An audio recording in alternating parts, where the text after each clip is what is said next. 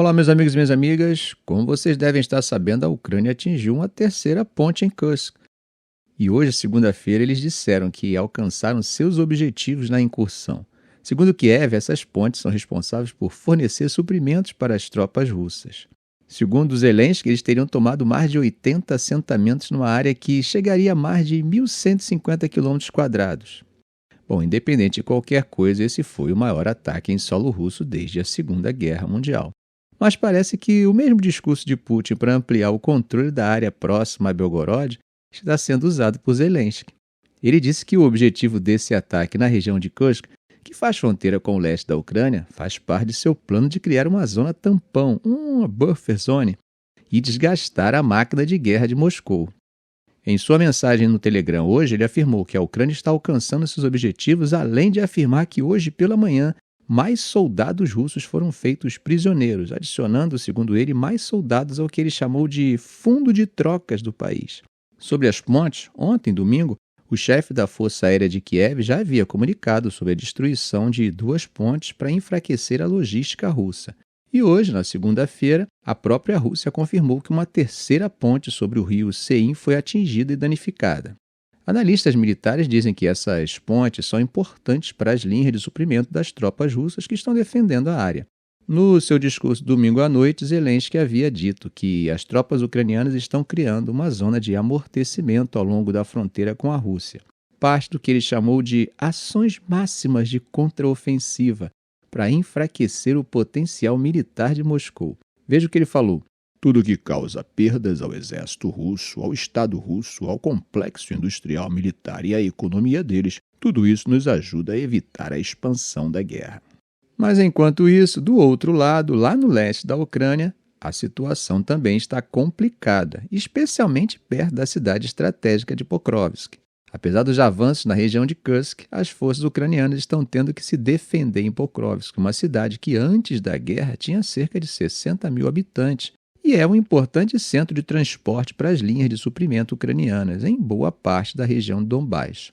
As tropas russas estão se aproximando cada vez mais e, de acordo com o chefe da administração militar local, Serhiy Dobryak, agora já estão a cerca de 10 quilômetros dos arredores da cidade. Ele comentou na segunda-feira que até 600 pessoas estão deixando a cidade diariamente e que os serviços municipais podem ser interrompidos dentro de uma semana, conforme as forças russas continuem avançando. E parece que o tempo está realmente correndo rápido para Pokrovsk.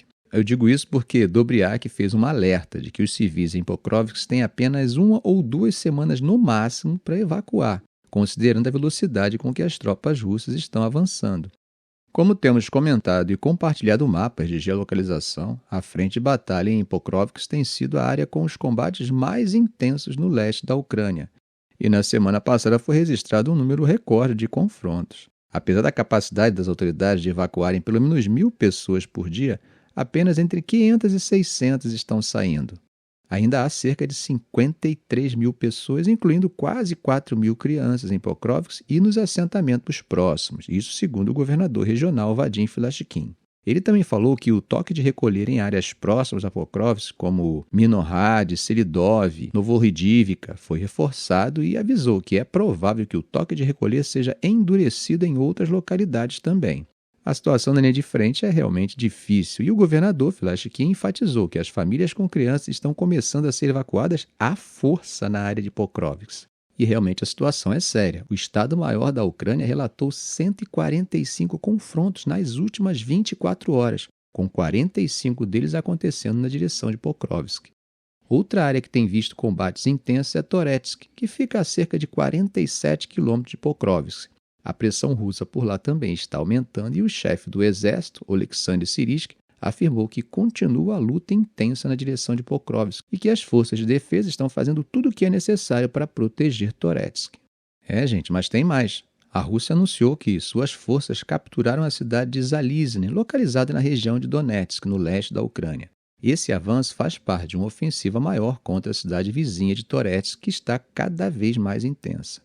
Só para vocês se situarem bem, Zalizny é chamada pelos russos de Artyomovo, um nome que remonta à era soviética. A cidade fica ali coladinha em Toretsk, que é uma cidade mineira e tem sido um bastião das forças ucranianas operando na região de Donbás. Antes da guerra, Zalizny tinha uma população de cerca de 5.000 pessoas, enquanto Toretsk contava com cerca de 30.000 habitantes. Toretsk, por sinal, está bem perto da linha de frente com os territórios que foram tomados pelos separatistas apoiados pela Rússia em 2014. Desde então, tem sido um ponto-chave nas fortificações de Kiev na área. A Rússia vem fazendo avanços constantes em duas frentes principais, uma em direção a Toretsk e outra em direção a Pokrovsk. Bom, gente, nessa segunda-feira, Yuri Uzhakov, assessor do presidente russo, disse que Moscou não está pronta para negociar a paz com a Ucrânia nesse momento, especialmente depois do ataque ucraniano na região de Kursk. Ele deixou claro que, por agora, não vamos conversar. Uzhakov fez essas declarações em um vídeo transmitido pelo canal de notícias SHOT. Quando perguntaram a ele se as propostas de paz que o presidente Vladimir Putin fez em junho estavam fora da mesa, ele respondeu que não. Disse que essas propostas não foram canceladas, mas nesse momento é completamente inapropriado entrar em qualquer tipo de processo de negociação. Quando perguntaram a ele sobre por quanto tempo essa postura russa de evitar negociações vai durar, ele respondeu que não sabe e vai depender da situação, inclusive no campo de batalha.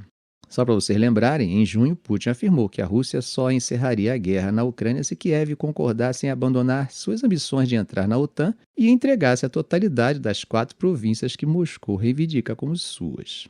Bom, gente, a agência de notícias estatal RIA divulgou que fuzileiros navais russos, Marines, capturaram um grupo de 19 soldados ucranianos na região de Kursk, na Rússia. Eles chamaram esses ucranianos de sabotadores. A RIA até publicou um vídeo que supostamente mostra esses soldados capturados. Mas agora vale lembrar, gente, que ainda não houve confirmação sobre isso de forma independente. E por falar em independente de qual lado afirme, sempre temos que receber a informação com cautela. Afinal, numa guerra, a primeira vítima é a verdade. Bom, gente, atravessando o Mediterrâneo, nessa segunda-feira, o secretário de Estado dos Estados Unidos, Antony Blinken, fez um alerta de que essa pode ser a última tentativa de negociar um cessar-fogo e a libertação de reféns em Gaza, e que pode ser a melhor e talvez a última oportunidade de se alcançar um acordo. Ele está pressionando tanto Israel quanto Hamas a chegarem a uma solução, mas o clima está longe de ser conciliador. E para complicar ainda mais, o grupo islâmico Hamas anunciou que vai retomar os atentados suicidas dentro de Israel, algo que não acontecia há muitos anos. No domingo, Hamas e outro grupo militante, o Jihad Islâmica, reivindicaram a autoria de uma explosão perto de uma sinagoga em Tel Aviv, que matou o próprio homem-bomba e feriu outra pessoa. O Hamas deixou claro que os atentados suicidas voltarão à linha de frente enquanto a guerra em Gaza continuar. Na semana passada houve conversas em Doha, no Catar, mas elas terminaram sem um avanço importante e o próprio Hamas disse que não iria. No entanto, as negociações estão previstas para recomeçar nessa semana com base em uma proposta intermediária apresentada pelos Estados Unidos.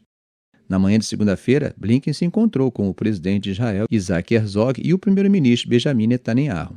Antes do encontro, Blinken disse aos repórteres que este é um momento decisivo, provavelmente o melhor, talvez a última oportunidade de trazer os reféns de volta, conseguir um cessar-fogo e colocar todos em um caminho melhor para a paz e segurança duradouras.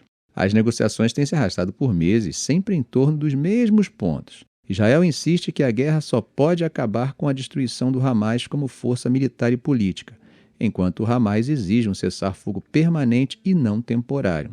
Existem também grandes divergências sobre a presença militar israelense contínua em Gaza, especialmente ao longo da fronteira com o Egito, sobre a livre circulação dos palestinos dentro do território e sobre a identidade e o número de prisioneiros a serem libertados em uma possível troca. Apesar do otimismo demonstrado por alguns representantes americanos, tanto Israel quanto Hamas indicam que um acordo será difícil de alcançar. No domingo, o Hamas acusou Netanyahu de frustrar os esforços dos mediadores, enquanto a Turquia informou que emissários do Hamas disseram que os oficiais dos Estados Unidos estavam pintando um quadro excessivamente otimista. Em resposta, Netanyahu afirmou ao seu gabinete que estariam conduzindo negociações e não um cenário em que apenas damos e damos. Ainda assim, um oficial americano, ao ser questionado se os comentários do Hamas significavam uma rejeição ao acordo, disse que Washington acredita que a proposta intermediária apresentada na semana passada abordava várias preocupações e resolveria aspectos difíceis de implementação. Enquanto Blinken tenta evitar uma escalada maior e buscar uma solução, ele também enfrenta pressões internas nos Estados Unidos, especialmente com seu Partido Democrata realizando uma convenção nacional em meio a preocupações com os votos dos muçulmanos e árabes americanos em estados decisivos. As famílias dos reféns israelenses continuam a pressionar por um acordo, pedindo que suas filhas e filhos não sejam sacrificados. Já dentro de Gaza, os palestinos têm pouca esperança de que a visita de Blinken traga um cessar-fogo.